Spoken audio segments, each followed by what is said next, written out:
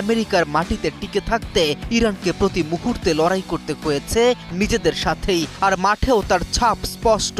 কিউবিদের প্রতি মুহূর্তে চাপে রেখে দর্শকদের উপহার দিয়েছে দারুণ লড়াই। রাজনৈতিক নানা আলোচনা ও চাপের মধ্যেও মাঠে নেমে শুরু থেকেই আক্রমণাত্মক ফুটবল খেলেছে দুই দল।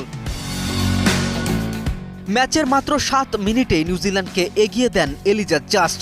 দলীয় সমন্বয়ে গড়া দ্রুতগতির আক্রমণ থেকে পাওয়া সুযোগ কাজে লাগিয়ে তিনি গোল করে স্কোর লাইন ১-০তে এগিয়ে নেন। হিউস্টনে রকিং টেস্টি, সীমানা ছাড়াও নিজেকে হারাও। পিছিয়ে পড়ার পর ইরান যেন হয়ে ওঠে আহত বাঘ, ঘুরে দাঁড়ানোর চেষ্টায় বাড়িয়ে তোলে আক্রমণের পরিধি। ম্যাচের ২৪ মিনিটে মেহেদি তারেমির শক্তিশালী শট পোস্টে লেগে ফিরে এলে গোলের সুযোগ হাতছাড়া হয়। তবে ৩২ মিনিটে আর ভুল করেনি ইরান। প্রতিপক্ষের বক্সে সৃষ্ট জটলার মধ্য থেকে রামিন রেজাইনার বল